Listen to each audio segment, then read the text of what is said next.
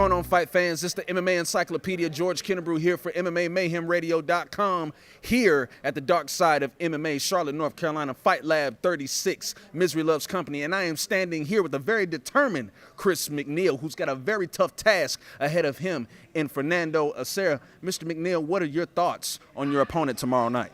As always, as I enter into any competition, I take no man lightly.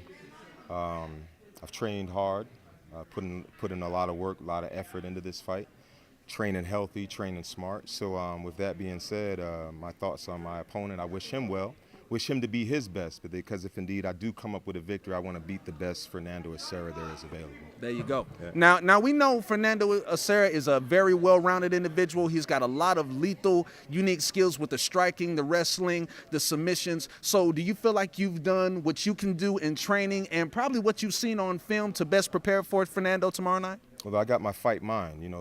The key thing for me is to have your fight mind. My fight mind is to stay like a symphony of motion, stay continuous, flawless motion, continuous motion. Stick and move, and from there, in the center kind of is where the fight happens. Right. It's not out here.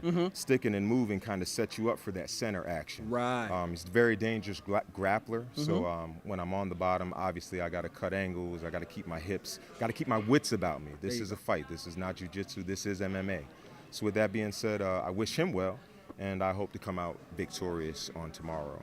All right, now last thing I want to close with is that just the atmosphere at Fight Lab and the atmosphere in Charlotte. Like, what has that meant to you as a fighter? Just going out there and hearing the crowd chanting your name, or if you hit him with the big strike, the crowd just going ballistic out there. When I'm in the cage, I absolutely hear none of that. Believe it or not, for me, I'm zoned out. Every once in a while, I do. Even though I'm zoned out, I focus in and I do hear the words of my corner. Right.